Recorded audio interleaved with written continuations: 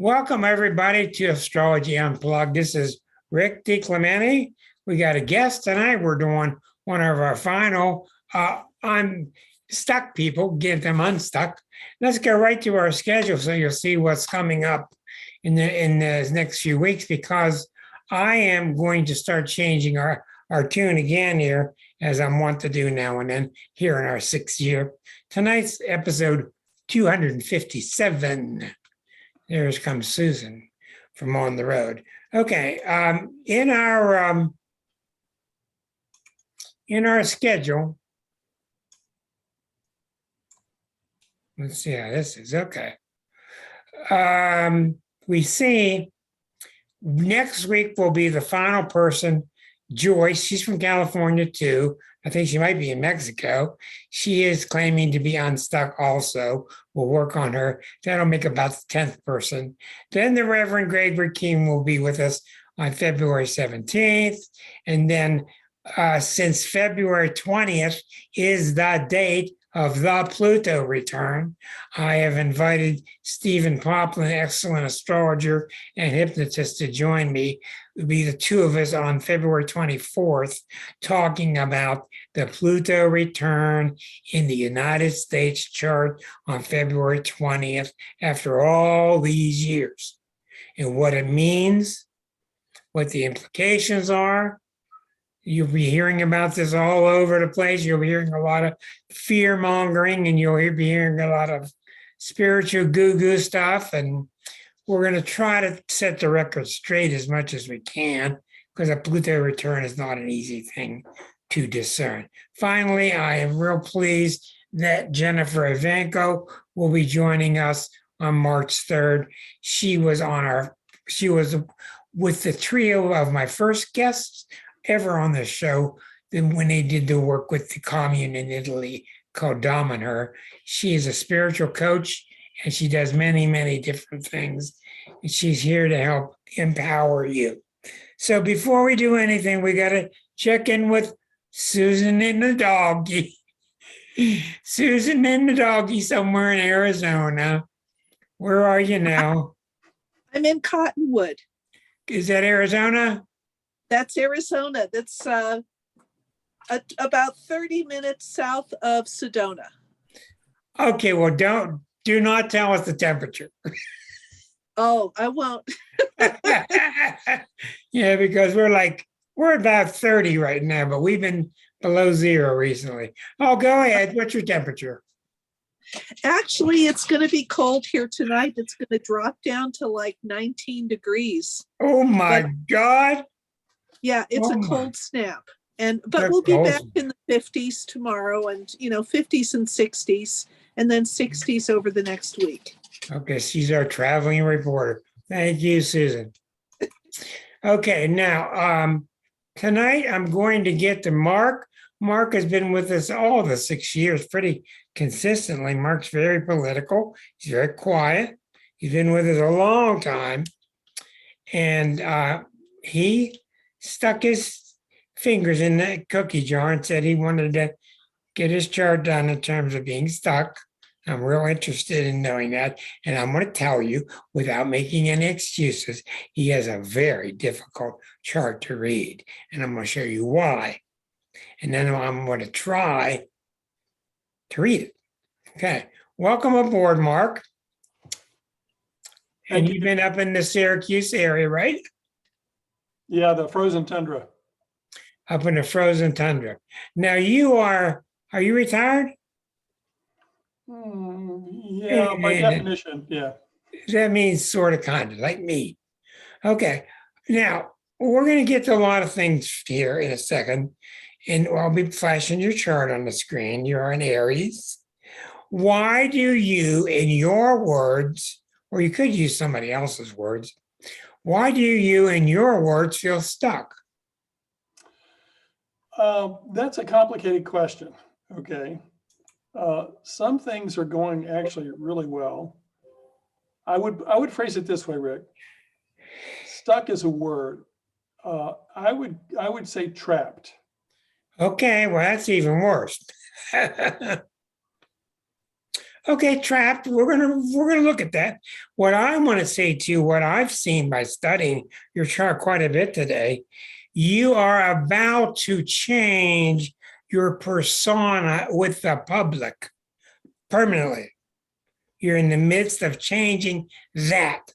Now, I don't know what it means, but I do know for sure you're going to be changing in the midst of it now, how you deal with everybody, how you deal with close relationships, how you deal with all people, and also changing any sense of you being a counselor or relating to people. I would say anything that you do in terms of consultations, that's changing too. But this is a really massive, big time change that I don't think can even be defined until we look at the past life because it's that big. So how is it you feel trapped?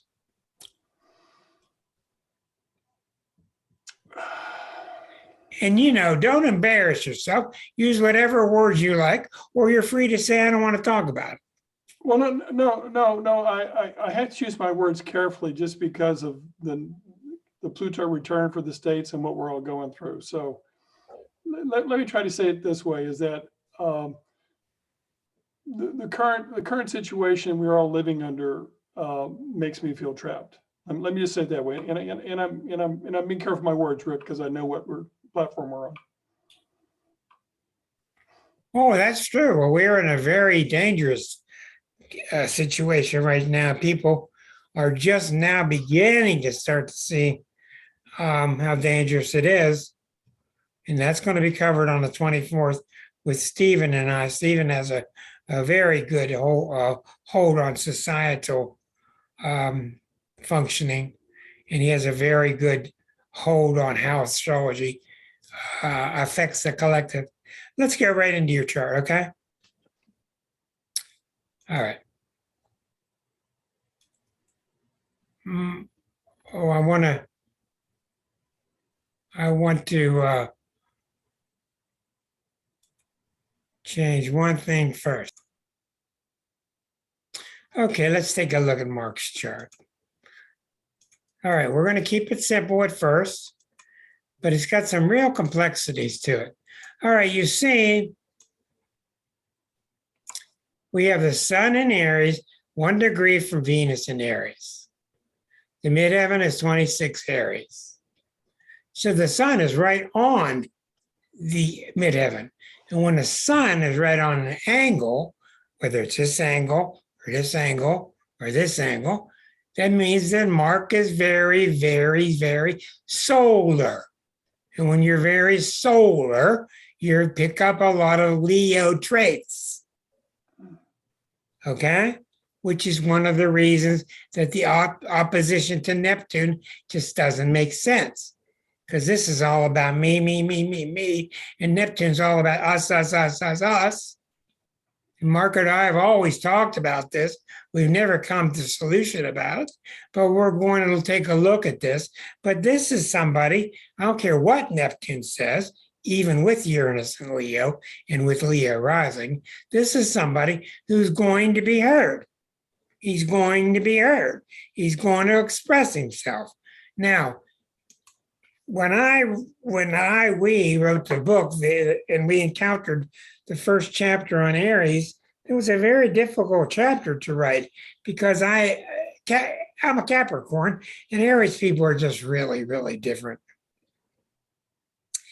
I had to become an Aries in order to write that chapter, and I couldn't figure it out. It took the longest time until I realized that I am here to have an adventure. I'm here to have an adventure because I'm the thing that's interesting.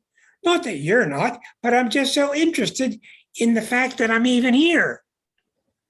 So other signs don't take it, they take it for granted. They don't make a big deal of it. But the Aries nature is being enamored that they even exist. This is a very big statement. And when you look at the void that was their predecessor, you come out of the void, so-called void, and he says, let there be light, and then there's Aries. That's a big deal. I know some Aries friends of mine they're retiring and they're going to go to Florida and fish. I said, what are you going to do? I'm going to go. Marcia knows this person. I'm going to go to Florida and I want to fish. Well, to me, it's like, why? You can catch a bunch of fish in one day, but it's the experience and the adventure of it. And non-Aries people don't understand this. So the Aries person generally is an adventurous. They are generally not intuitive. Mark's different because he's got a moon in Scorpio. Mark's different because he's got Neptune opposite the sun. But they're generally think it's a waste of time to introspect. Why would I do that? Why do I stare at my belly button? Well, a lot of us can see reasons why you would later on, but that's the one thing you find out when you dip your head into the bucket that's full of nothing but Aries paint. It's all about the self. And they can become selfish, but they're not really selfish. They're self-oriented. That's what Liza and I had to work very hard to find the right words for that general part of the zodiac. Self-oriented. They learn from being themselves. So we have a very strong sense of self with Mark. Back to the chart. Now, so why in the world would he put the sun opposite Neptune? And you got two planets going up and down the midheaven. So planets going up and down these lines or across this line are much, much stronger than other planets, say, in this area. Those are rather mild. So you've got a person who says, I'm coming in this lifetime. I'm going to have a very big impact on the world. This 10th house is like the manager of a corporation, the head of a company, is a very public persona. But Neptune's over here saying, well, let's keep that ego stuff down. Well, I want the ego stuff big. Well, I want the ego stuff down. Me, us, me, us. Well, isn't that wild? So that really has I have a lot of chin rubbing to do to work on this one. Then, on top of that, beside the Venus and the Mercury and Taurus, beside just looking at the sun and Neptune, when this fight gets to be too much, and there is a lot of ping-ponging going on back and forth within the personality, where does the outlet go? It goes over to Uranus and Leo rising. Self, non-self, self.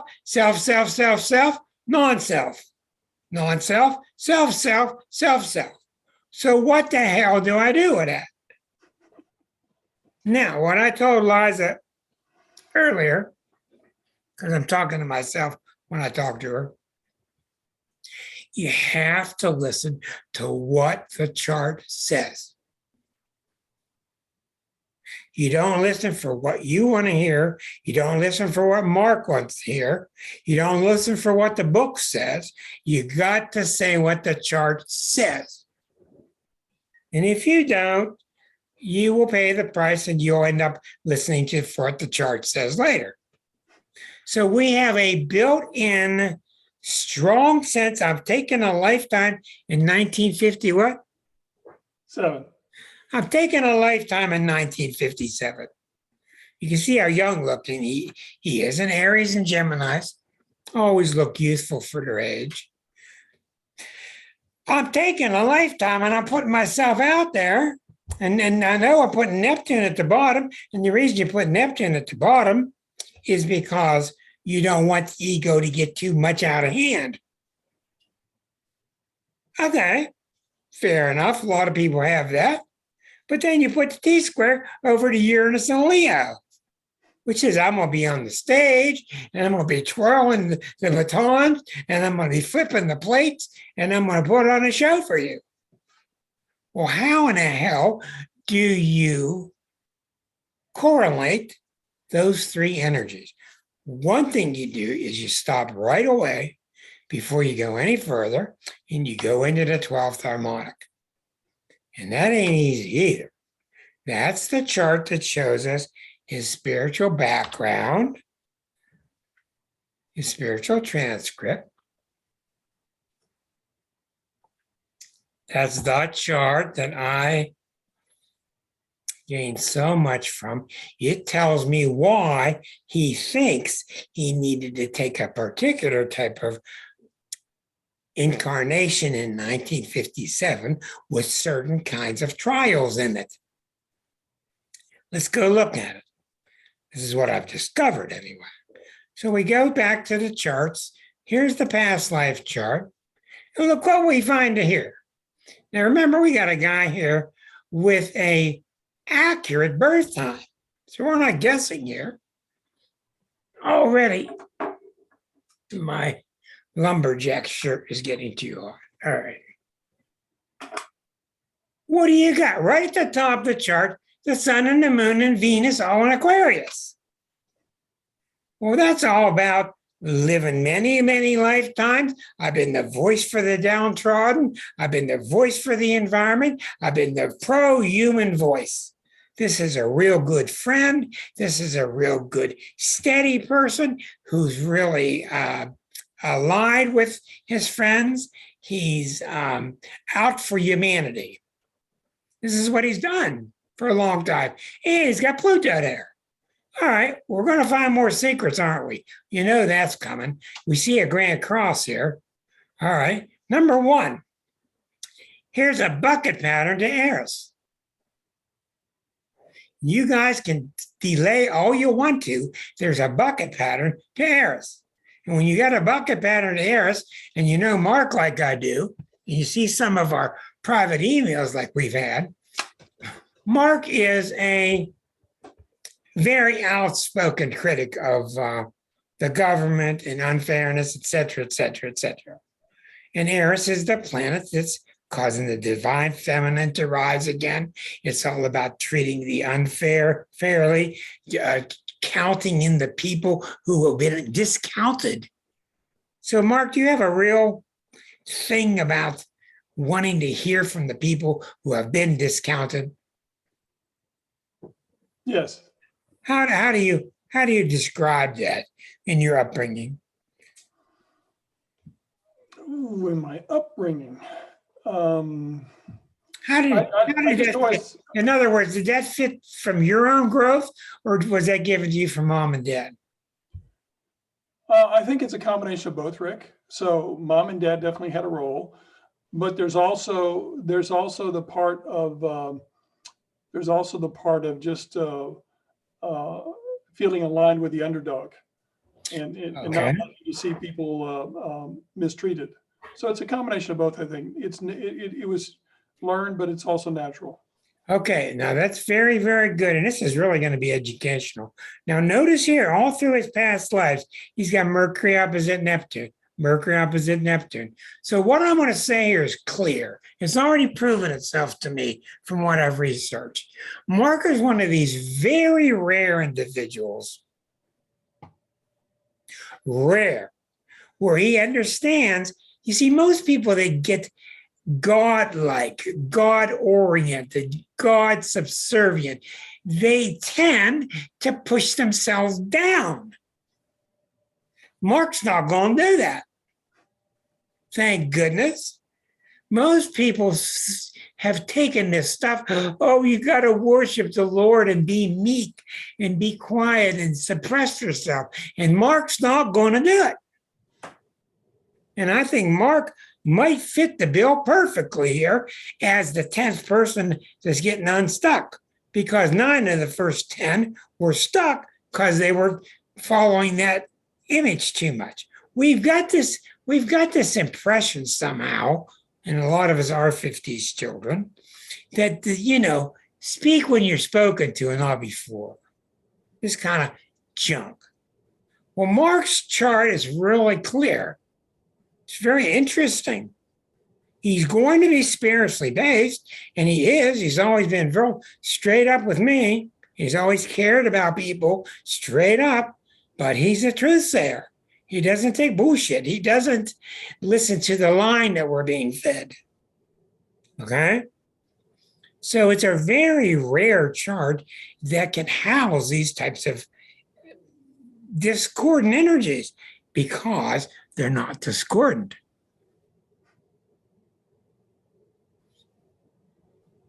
Now, does that make your pipe wiggle a little bit? Because that's what the chart's telling me. And Mark, I'm not going to listen to you. I'm not listening to anybody. I'm listening to what the chart says. And whatever you're saying is helping me modify it some. So I think that's really good. Okay, let's go back into this now. In the past life, we see he's a spokesman for people. Look at all this Aquarius.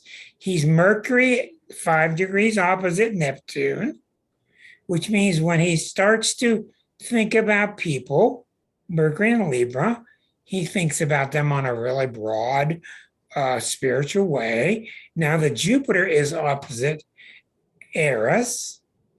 Notice that the Aries is in Cancer. Okay? Now Aries, we all know, because Aries spends 120 years in a sign of Aries, and it's been in Aries since 1921. We've all got it. But he's got Aries in Cancer. And for these people who tell me that you can't pay attention to the signs and the harmonics, I tell you, you're wrong. Okay, Aries in Cancer would be what?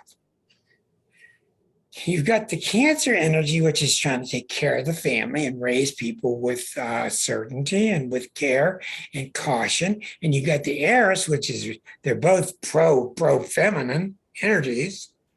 So I think Mark has extremely powerfully pro-female energies. Okay, and with Cancer being there, I think he is for, I don't know how I would say it, but I would start chipping away at this by saying that my family, we will raise our family the way we want to raise our family. We're going to raise the family the way we feel is the best for loving these children and raising these children accordingly. And with all the Aries, there's every reason to believe also that he's going to teach the child to think for themselves. Aries is a butt kicker, and Mark is a butt kicker. And I've always wondered about it because he's been on so many of my shows and he's been zipped up real quiet. All right. So go back to the 12th harmonic. And we ask ourselves, what are we concerned about? What energies, if you're going to take a new life in 1957, and it's really up to you, what are the energies that we've had throughout history? What are the energies that we want to work with? Do we want to modify anything? Well, they're real happy being these Aquarian planets up here, and Mars is real strong right here. We've seen that. So if I were to ask you, Mark, because I don't do enough of this. If I were to ask you, and I know you can't remember back to 1957, but do you have a sense of taking this life and wanting to work on certain issues? On certain issues. I can't say that I have a memory of that specifically, Rick. Okay, you may not have a memory of it, which is not fair to ask. But can you sense now, looking back at your early years, that you implanted yourself with certain types of trials? What I would say is a driving motivation is fairness. Okay, fairness. And you see, that is Aries' middle name. Miss Libra, are you listening? That is Aries' middle name. That is not an Aries quality, Mr. Mark. Aries don't care about fairness. They don't want to be unfair. They don't think about fairness. A person with a bucket pattern to Aries does. You listening, astrologers? Okay, so we come back to the birth chart. And I'm once again getting convinced of my original thought here. I think this is going to sound far out. This is going to sound far out, but I'm going to go ahead and say it anyway. I think Mark is one of these very, very, very unusual people who is able to handle spiritual. You see, we don't need to praise God.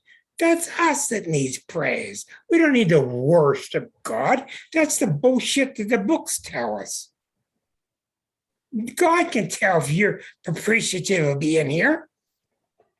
He can tell that. So I think that Mark is one of these examples of a person who, and I'm going to start to say this a little slowly. I think Mark is not really here to perfect himself. I think he's one of these 1%ers who's here to just give back. And I say this very carefully because this is one of the reasons he gets away with that kind of chart.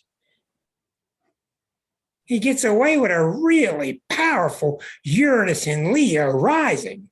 That's a wild man who's up beating his chest in worldwide wrestling. You know, those guys throwing guys around, throwing on tables and suplexes and triple flips and all that. Well, you don't see that out of Mark. I think Mark is here as a revolutionary. Now we're going to really get into it. See, that's why, as an astrologer, one of the main things you got to do, and this is one reason you see so few astrologers, you got to be able to go out on a limb. You got to be willing to go on a limb. And when you go out on a limb, it gets easier each time. It doesn't mean you're more right each time. It just means you're just usually, it does mean you're getting a little more right each time. I do think that. That's true. Now let's take a look at this. Here's what I think is going on. The big thing that's happening with Mark is what? He's got 26-degree midheaven in Aries. Where is Aries? Aries is right here now. It's going to be here for the rest of his life. It's going to go in this area. It's about 23.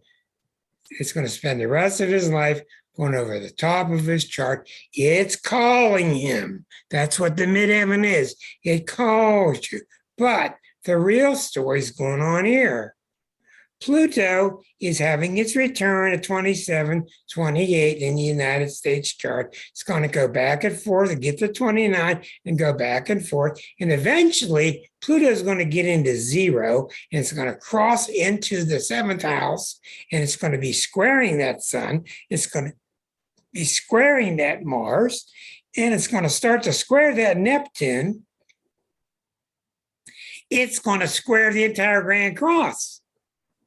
It's going to form a Grand Cross with the Sun, Venus, Uranus, and Neptune, Pluto. That's why I told him Pluto in this early 7th house, which I have discovered this. All right. The 7th house in all the books. Marriage, relationships. It's not true. It is true, partially, but that's not the main thing. The 7th house is the beginning of the second half of the zodiac. If you've read this book's about the first half, then it's about the second half. The first half of the zodiac is about me, below, the bottom part of the zodiac. The second half of the zodiac, up top, is about me plus you. I learn by being around you, by interchanging with you. Other-oriented, self-oriented, other-oriented. So that's why I'm putting my focus on my new definition, my new findings with the 7th house. And the 7th house is about relationships, there's no doubt. It's about pairing up with people, no doubt. But it's really about your persona in the world. So what I'm saying to you is this, very clearly. You are 60-something, that whole thing of you being 60 something is now coming to an end. Not that you're going to die, thank God. That's not what I mean. That's all coming to an end. You've been there, you've done that. But now, if somebody wants to take your life story, Mr. Mark, they're going to talk to a whole different person. Because you were ballsy before, you're charged ballsy, but it ain't nothing like the ballsiness that we got now. And I think that's why we've not seen Mark on the show for a year. You don't see some of the emails he sends me. Mark is out, let's just say he's out there studying with a lot of truth serum. He's out there really banging the bushes trying to find out what's really going on. What's this shit they're really trying to feed us? And this is really affecting the new him that's about to step out of the weeds. Now, I want you to comment, because I do all the damn talking. I want you to comment on what you've heard so far. I think it's your best reading so far of my chart. So just an observation, the most insightful so far. Your description early on of the interplay between Neptune and Sun, very good, and how that plays out. Back to the present, though, the transition. I've spent the last year, Rick, building a new political party here in New York State. That's what Liza's been doing in Pennsylvania. Right. And it's taken a year. So it started February last year. So here we are, February, a year later. We just sat our state committee. So, would it happen to be some type of Democratic Party? Well, not really. He's going third party. It's third party. Okay. You got my vote. Yeah, it's third party. But that's all a reflection of trying to represent the underdog and set things up that'll get past the impasses we have in our current situation, if you will. So that's all about long-term setting things up for the future. And in fact, so long-term that I won't be around to see all the fruition of what, comes to pass. But it's all about planting that flag in the ground from a revolutionary standpoint to start making meaningful change overall. So I think all that work is a reflection of what you summarized, to be honest with you. Not only that, but I think we're looking at a young Thomas Jefferson. Well, I'm not trying to lay it on real thick, but Jefferson was very Aries-like. He was very Aquarian. He was very sensitive and very poetic. And I think in a lot of ways, you have some Jeffersonian energy in you. So there. Well, I think it's wonderful. And I think, you see, otherwise, if I had taken a different route to translating this chart, if I had taken a different route, we would have seen a personality that couldn't handle all of the Uranian energies. Do you understand? Uranus is a powerful energy. I'm born with it right opposite the sun. I know how hard it is to deal with. It's a bitch.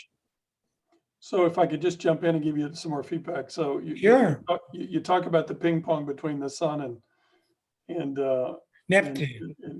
Right. And about ego, no ego, etc. And the only time that the ego really gets perturbed is when I feel like I'm not being heard. Yeah.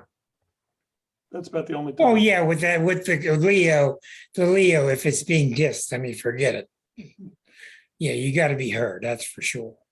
But I really think that when we look at the historical 12th harmonic, we're looking at a person who's paid his dues for a long, long time and has really, I think the 12th harmonic, more in your sense than other people, is more of a sense of balance. You've achieved a balance. And I think you're really here, and I'm really shy to make you a saint because I don't know much about that. But I think you're on that territory, you're in that regard. of really balancing your energies. Now, I want you to tell me something, because as Pluto hits your 7th house, let's take a look at what it's going to do. This is massive when Pluto crosses an angle. It's going to enter the 7th. First of all, it's going to enter Aquarius for a year or two before it goes into the 7th. It's going to be in the first 4 degrees of Aquarius, and that's got to do with finalizing my new skill sets before I take them public. Okay? Putting the bells and whistles on them. Then in about 3-4 years, couple years, it's going to go into the 7th, and you're going to be ready for it. I don't know if people are going to be ready for you, but you're going to be ready for it. And look what's happening. You're approaching a Chiron and Aquarius, which is all about, in other words, your party. Your party is about fairness and all of us working together in unity, which is a very Jeffersonian principle. Now, it's going to oppose Uranus. It's going to square the sun. It's going to square Venus. It's going to square Neptune. So all of these issues that you've always had about the Venus-Neptune, as Pluto hits them, this is why you're being read now. You're going to be shaking this whole tree to see if there's any leftovers of abuse of power. So I know that I think you are very introspective because of your moon in Scorpio. And I don't think being abusive of power is something you've had to worry about. But I wouldn't want to be around you if I'm your opponent and I've been abusing power, because you're going to put it out there on the table. It's one thing you people need to know. You all need to raise your hand if you know an Aries. You all need to raise your hand if you've been dealing with an Aries, okay? The way you deal with an Aries is you put everything on the table. Then they're really comfortable. It's all up front. You may have a little skirmish for about 4 minutes, and then you're done with it. And that's what they're trying to tell people, the ones that beat around the bush, the ones that wait 12 years before they tell you that they're upset about something. Aries can't figure this out. Just put it out there.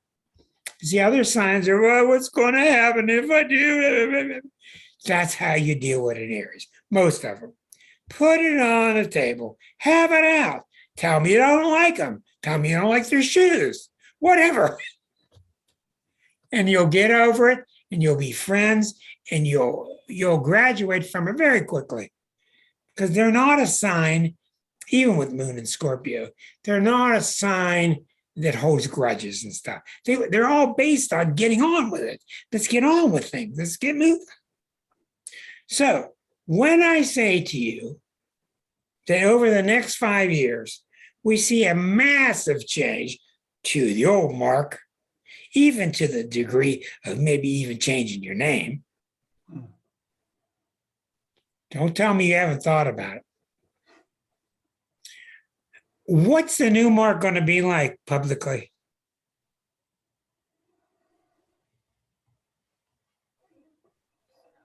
Give us some hints. Wow, you put me on the spot, Rick. You're damn right. That's what this.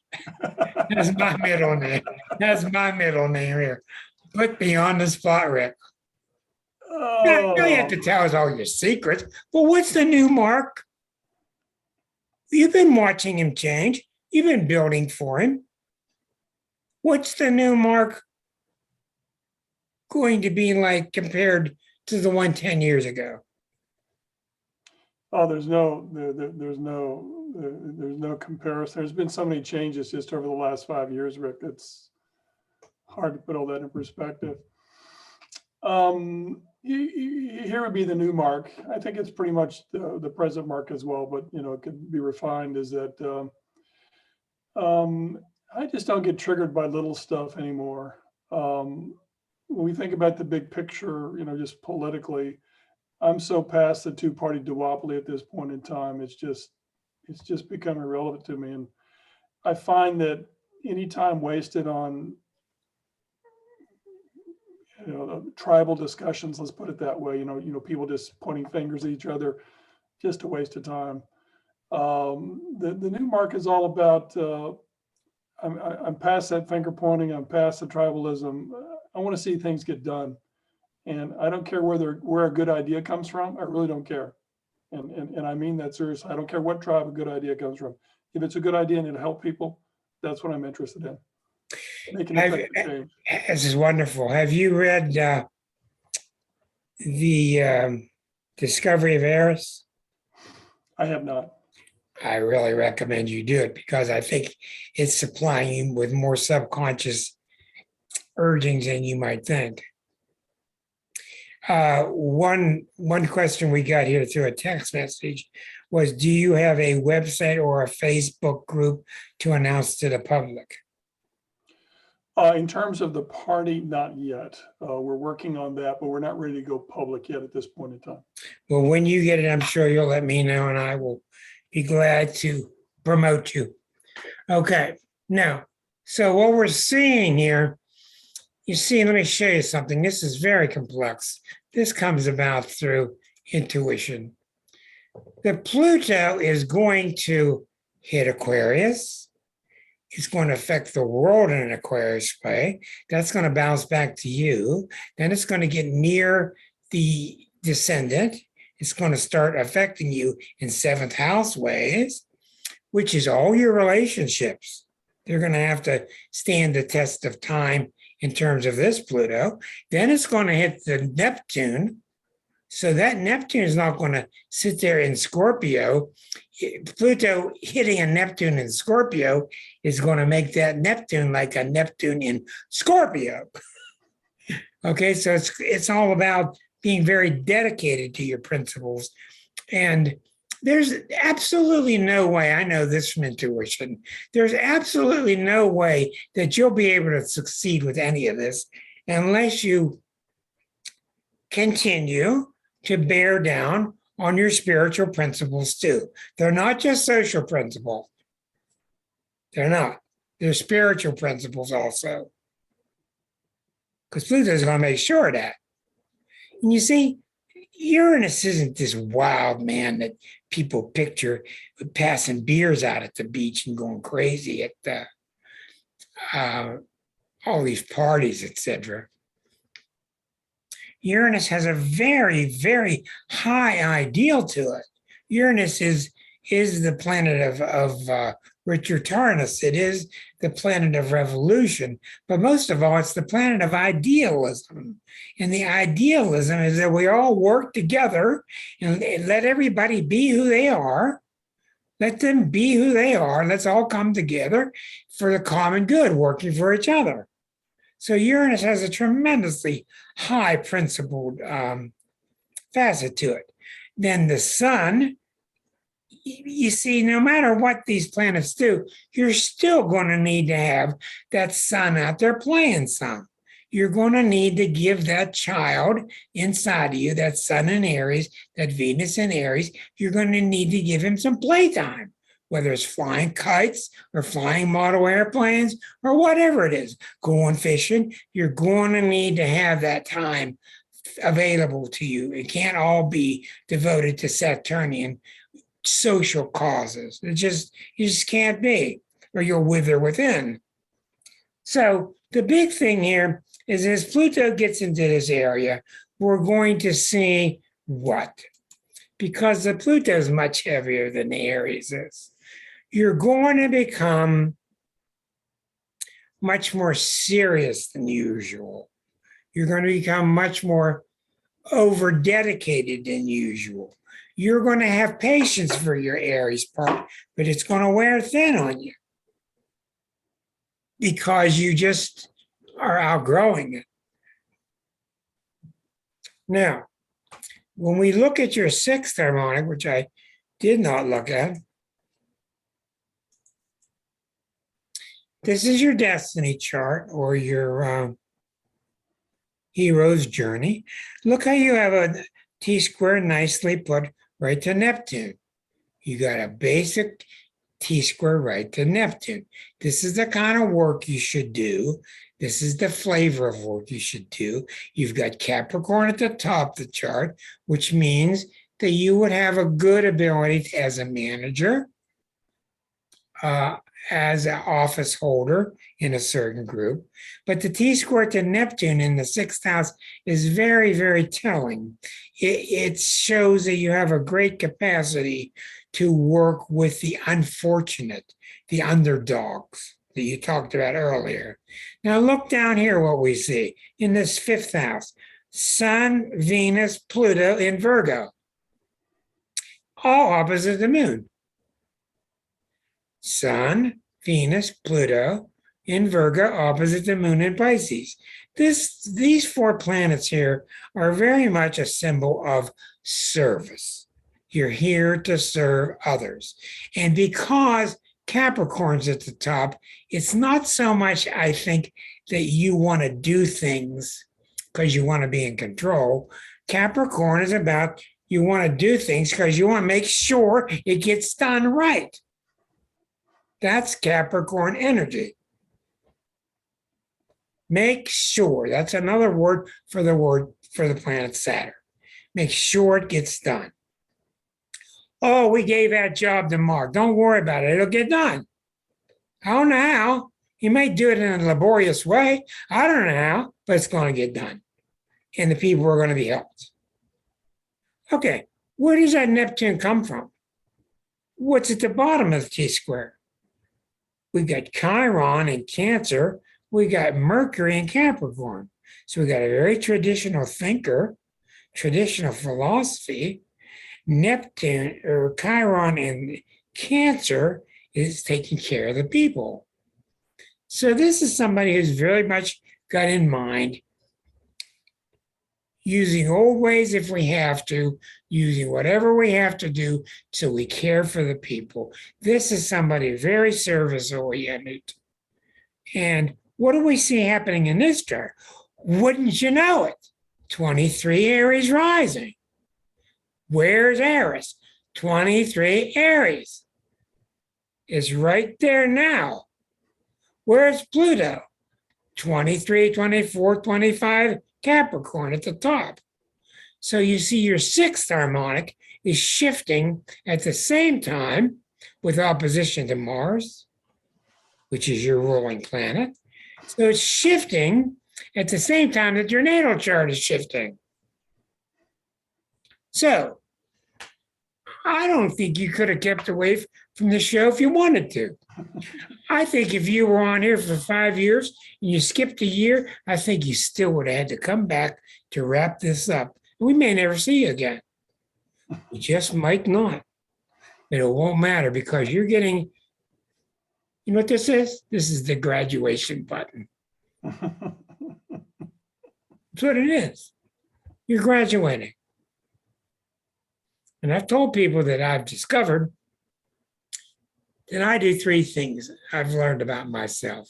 One is I send people away with a different viewpoint of themselves because people tend to be too hard on themselves.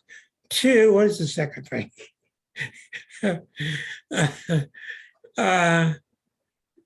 Two is, or three is they graduate. Oh, two is I confirm a lot of the things that they're seeing, they've been feeling.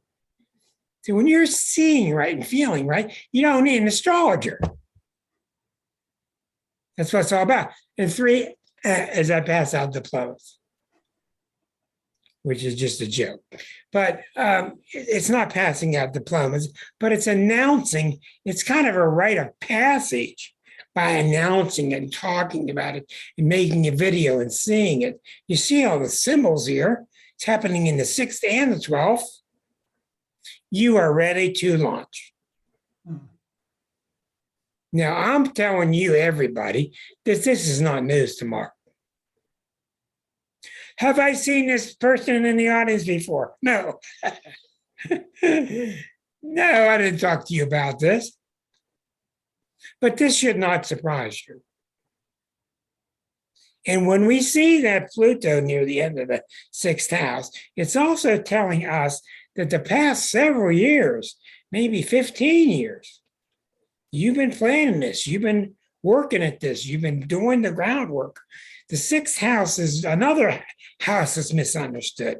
It's the house where you get your work done to prepare for that new being that comes out when Pluto hits the seventh. So I blabbed a lot. What else you got to say? Does this conjure any questions? No, it's more affirmation, if anything else, Rick. It's more affirmation, Rick, if anything else.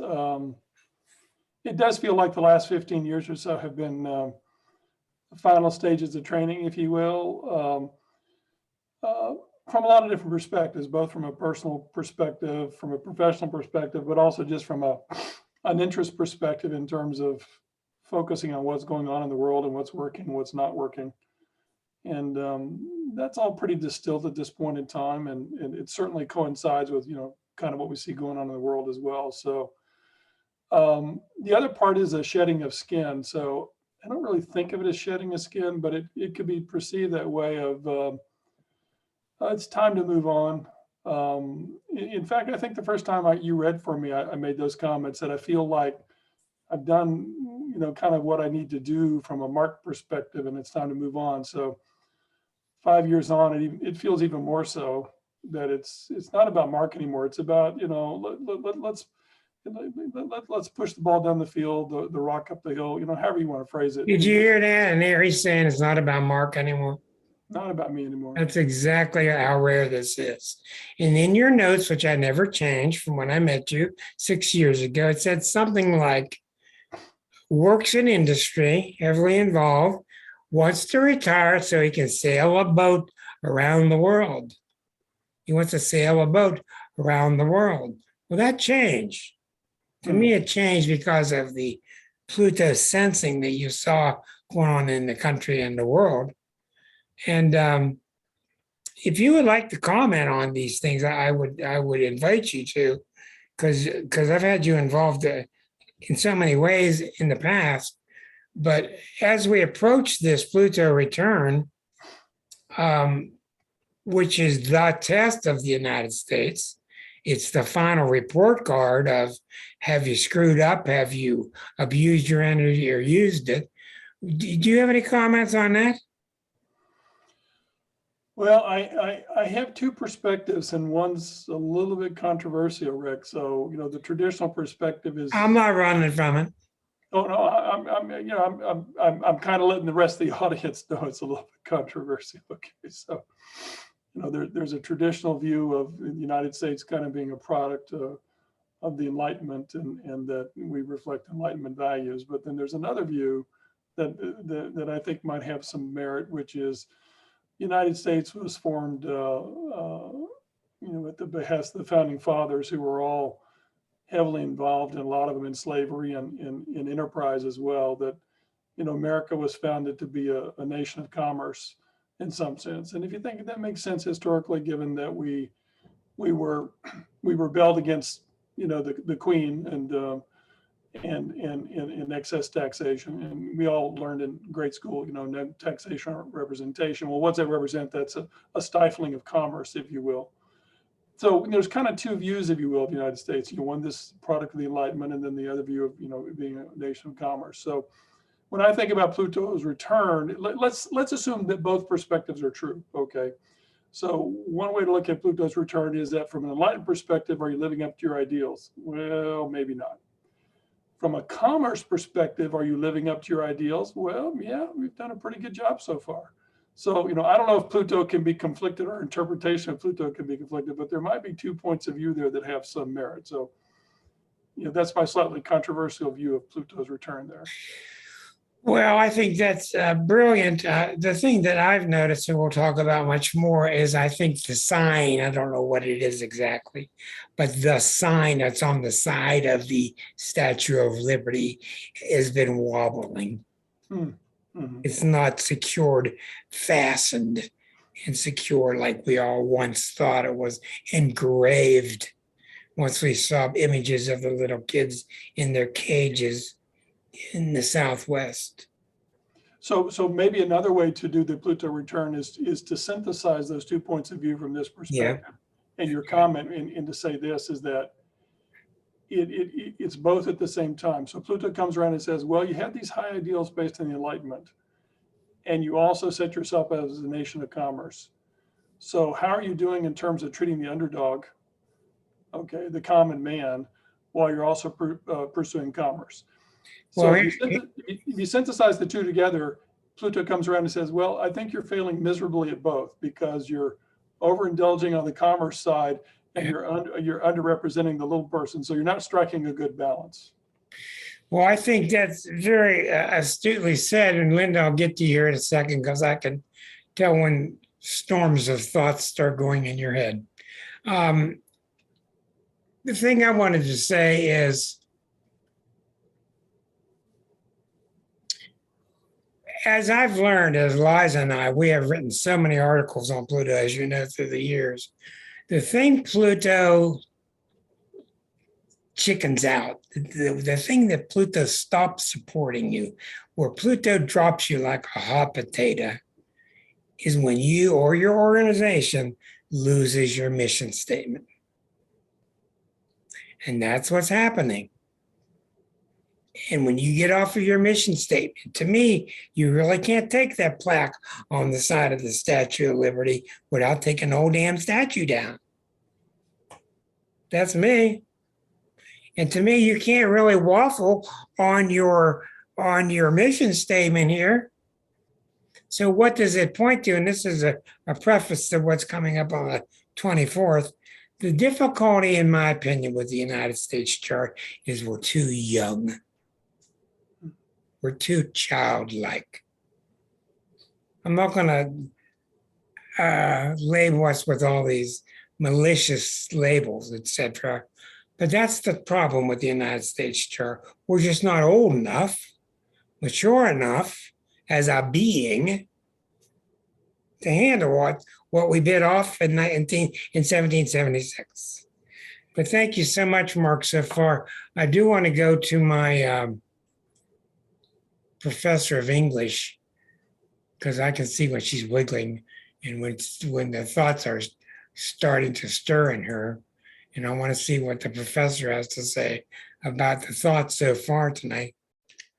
Well, the first thing I want to say is that I think you peaked on stuckness tonight, in the sense that it's unbelievable how these charts fit together with what's going on in the transits. I mean, you know, the exquisite zodiac indeed. And it was amazing to see that. And I was like, oh my goodness. Oh my goodness. And Shelby started purring and snoring during the 12th harmonic because she felt like you had peaked out there and she could just relax and go to sleep. No, but I think, you know, I don't know Mark at all. I don't exchange emails with him like you do, but I have an impression of Mark from watching him over the time that we've both been in this group. And I've always thought of him as being extremely measured and thoughtful in how he approaches. Oh, she disappeared. The measured and thoughtful police found her. Oh, Linda, they came and got you. Please come back. Yes, Susan, go ahead, dear. Having taught history for almost 30 years, You're qualified. I would like to comment on the original intent of the founders of this nation. And it was never about democracy. The first expansion of the vote doesn't happen till 1825. Washington's been dead for 27 years by then. I mean, it was not any of the people who wound up in power after we separated from England were already in power, whether locally, communally, they already had their wealth. I mean, this was never about helping the common man. That was not on the menu at all. May I give you It was one? about, May I give you one word that the American chart is? Resources. okay. America was founded on the actual founding was for gathering resources for the mother country. And the separation from the mother country was to keep that power and wealth right here, not to send it back. I don't see that we have really strayed from our true founding principles, not necessarily the spoken bits as made public in the Declaration of Independence. It was very high flying and enlightenment, but that was written by people who were selling it to other nations because they were still looking for support at that time. They couldn't sell it as we're going to overthrow the king because. Well, I really am rolling over the grave with my dad, who came from Italy in 1936, and he really did see it as a land of freedom. And for him, it was with Mussolini around. Thank you, Susan. We'll get back to you, but I want to reconvene here. We'll get back to Susan. Let's continue with Linda, who. Sorry about that. I lost the internet. The thought police chased you away. I just gonna say we're working on democracy as our research project this semester in my research classes, and what we've been talking about this week is death pits, because I just sent them. We're reading Timothy Snyder's book on tyranny, and they read over this sentence about ordinary people standing over death pits with guns, and they don't even know what it means. And so I said, okay, find out what a death pit is and tell me what this sentence means. Okay, that's how low a microscopic effort we're making there.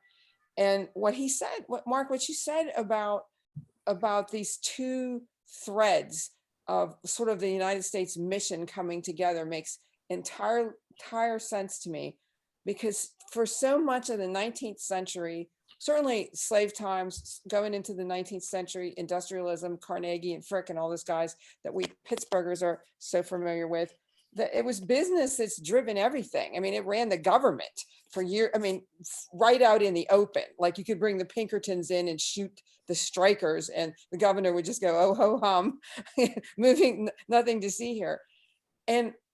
But that's the thing about the Pluto return, because the Pluto return is saying not only that inequality and all those terrible things on the governmental side, that's not good for business either, because in the end, that's going to just crumble apart.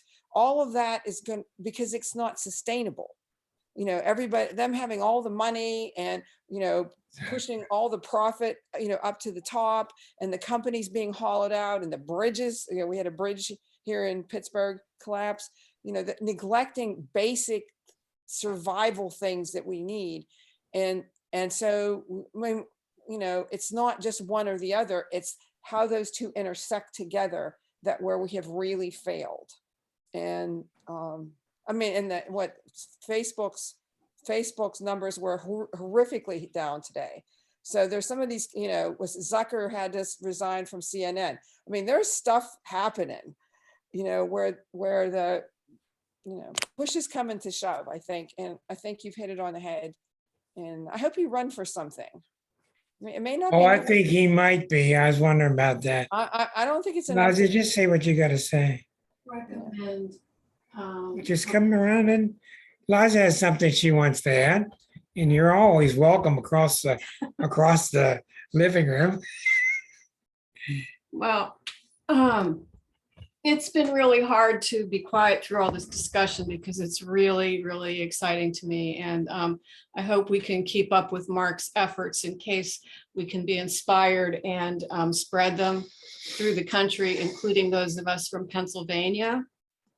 And I'm very interested.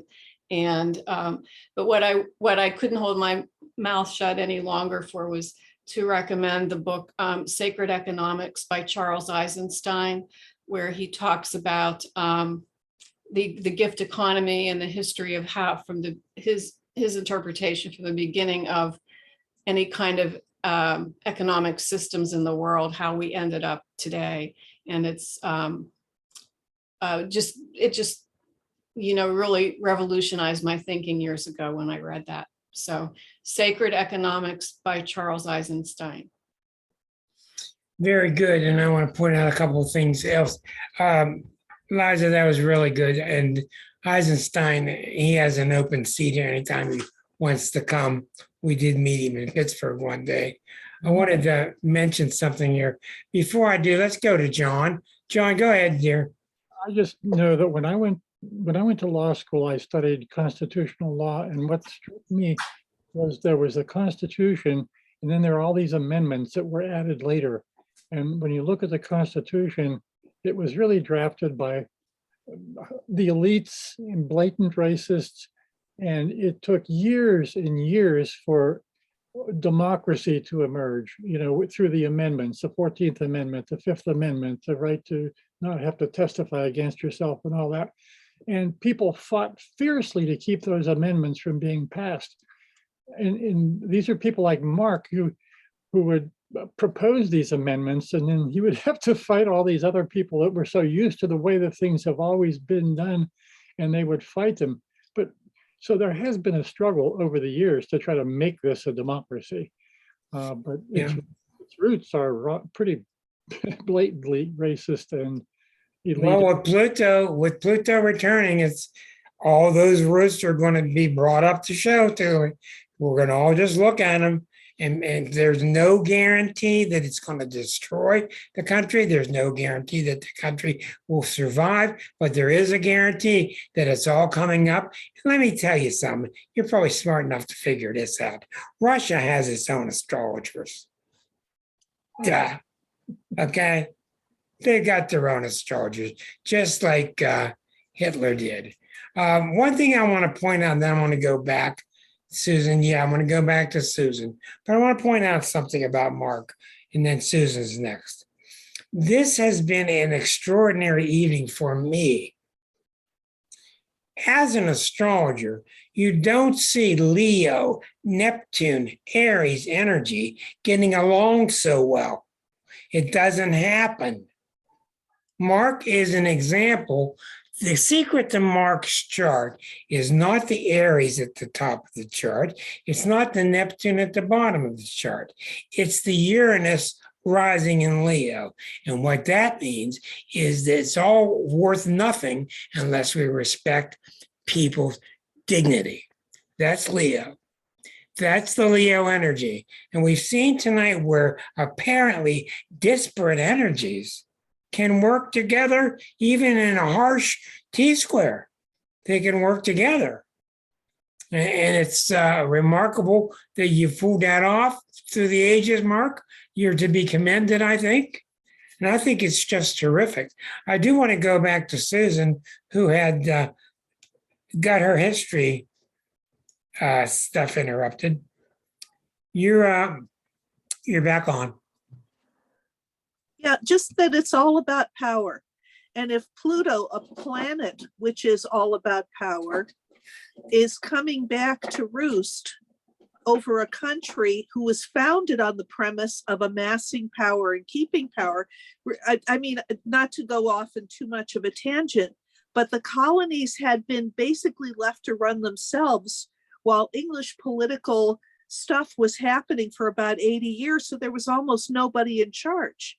And then all of a sudden, under George III, there was a new department of colonial policy making, and laws were being smacked down to try to recoup the cost that England had lost in the French and Indian War.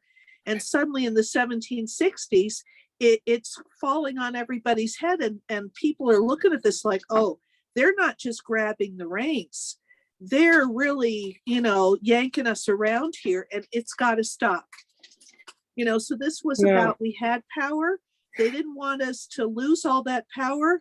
We reasserted ourselves, and the power to control the nation's destiny was in the hands of the people who always had it here. Exactly right. And one thing that cannot be understated is this phenomenal geography of the Atlantic Ocean, Pacific Ocean. Right, Quiet Canadians, quiet Mexicans, right. right there in the middle. And boy, they're over there licking their lips in Ukraine and everybody else, you know. And when you play the game Risk, you don't try to control Europe, do you? No, It ain't gonna it ain't gonna hang. Mark, what do you think about all the comments you've heard so far? Well, I'm appreciating the different perspectives from a historical political perspective, because it validates some of the thinking that I've been having over time. Going back to the Pluto return, so it's been hinted at a little bit. So Pluto's coming back, and the country was founded on power. Pluto's about power. Pluto could say, hey, you're doing a good job from the power side of the equation. But I think it's up to the people to say, no, we've had enough. That's exactly right. And the power imbalance is too great, and we've got to take some of the power back for us. Yes, exactly right. And it's something that I'm going to force myself to harp on over the next month. Okay, I've watched it with Liza, I've watched it with other people. When Pluto returns, your power is here. It really is. Your power, I tell so many clients, your power has arrived. And it scares the shit out of a lot of clients. But I watch it with Liza in her life. I watch it with many, many clients. So we do not need to have long faces. We've got the potential now to totally overwhelm everything. We have it. And like I wrote on Facebook, we need lots of applause for Bernie Sanders and what he did for people's minimum wage. And now they can afford to get something to eat. So all wonderfully said, gelling perfectly tonight. The doctor, Becky, Marsha, anybody else? Would Erica, anybody else would like to chip in? Yeah, Marsha, bud, go ahead and unmute yourself. Yes, Mark, it's really nice to have you back. And I hope you can stay in touch with us and Liza as well with your new parties and the work that you're doing, because you can have help through us. And I think that we're very all really interested in what you're doing. And it would be great if you could just keep communicating with us on some level so that we can partake and add to the power that we need to help all the underdogs, because hell, we need it badly. Yeah, you got that right, bud. I mean, what's going on with the teachers, what they want to do with the teachers in this country is horrific. University teachers, elementary school teachers, everybody. They want to control what the teachers teach. If I could just interject something. Yeah, go ahead, Mark. It's related to what you said, Marcia, in the sense of doing new things. So over the last year, several people were involved in getting this thing started in New York State.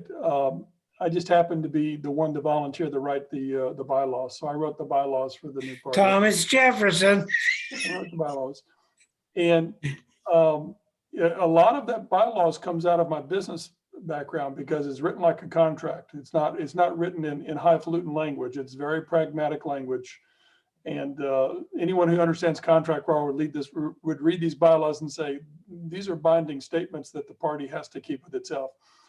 But more importantly, we chose a different governance model than you would normally find. So if you look at most political parties in the United States, they're centered around power centers. You know, you have a state chair, a secretary treasurer, you have standing committees, et cetera. You use Robert's Rules of Order. We chose a new governance model called sociocracy. And sociocracy is all about building a flat organization where power is distributed throughout the organization with some checks and balances. So it creates a totally different dynamic within the organization where no one person has control. And the decision-making process is not by voting, with very few exceptions. It's a decision-making process called consent, which is not the same as consensus.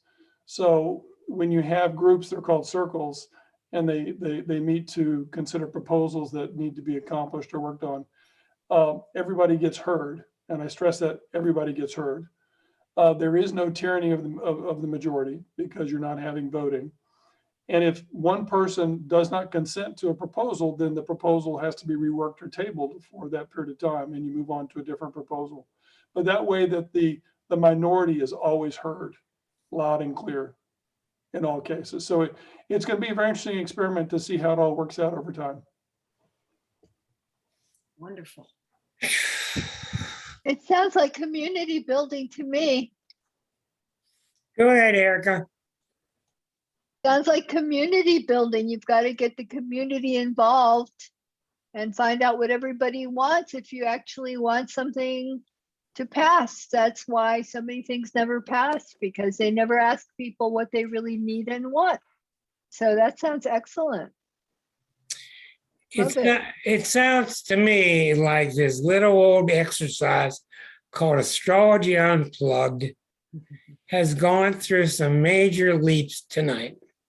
After 6 years, and we just had a new moon in Sagittarius, and this is the predecessor to Aquarius.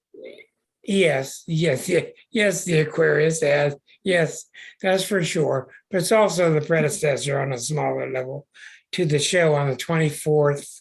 Let me again show you what's coming here. When Stephen Poplin will join me. Here it is. Okay, let me.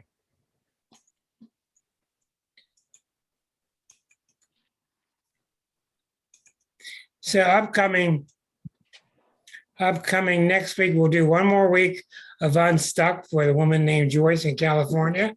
Then Greg Keene is back for his regular show, his mediumship, on the 17th. The 24th will be 4 days after the Pluto return, with me and Stephen Poplin focusing on the Pluto return. And then Jennifer Ivanko will be joining us to do some brand new spiritual coaching along her realm. Liza, did you have something else? Is Mark going to be able to keep us updated on what's going on with his project? Yes. Will there be links that we can access what they're doing, Yeah. their bylaws, Yeah. and all of that? Knowing Mark, he always feeds me good stuff. Please do, Mark, and I'll announce it. Go ahead, Susan. I just wanted to mention the Hegel dialectic theory of history, the pendulum swings, right? So things are pretty far to the right these days, but the pendulum will swing back the other way. And I think Mark is cutting edge, getting ready for that other way. But again, the people in power don't willingly give it up. And so Well, there's that's the whole always story. action. That's the whole story. Yeah. Remind them about the Changing of the Gods series. coming You up. come around and just do it. Yeah. You can Google Changing of the Gods. I don't know if all of you are aware of that, but that's the 10-part series of film that Richard Tarnas. that has been completed about Richard Tarnas's work, especially regarding Uranus and Pluto and the other outer planets. And Right. it's very much pertinent to what Susan was just saying and what we're all talking about the times being ripe for change and the types of change that Mark is apparently interested in on as it seems like the rest of us. So just Google that. If you Google it soon, you'll probably be able to register to watch it free, but you That's have right. to do it. You have to register soon. That's right. And one of the big things tonight, thank you, dear. There's Mark giving us changingofthegods.com, changingofthegods.com. We want to thank all the people tuning in tonight through YouTube, and I want to especially reiterate here. Tonight was a real statement. You do not see charts with this kind of polarities in it operate so seamlessly. And not to take for granted how strong that moon in Scorpio is. It has a lot to do with keeping it all together, kind of like a stern parent that says, you will behave. But I want to thank Mark because we saw a novelty tonight. We saw something unusual. I knew we would. I didn't know how, but Mark pulled it off. And please do come back and visit us again. Thank you all, everybody, for such a marvelous night and a precursor for Yeah. what's coming on the 24th. Thank you. Thank you, Rick. Love you, You- Rick. Love you, you- Liza. Love you all. Fabulous, And fabulous so- night, fabulous night. thank you very much. This will be on YouTube in a couple hours. Thank you, everybody, especially Mr. Mark. Come back and see us again. Oh, before I forget, Oh, the final question. Do you feel less stuck? Yes. Yeah. yay.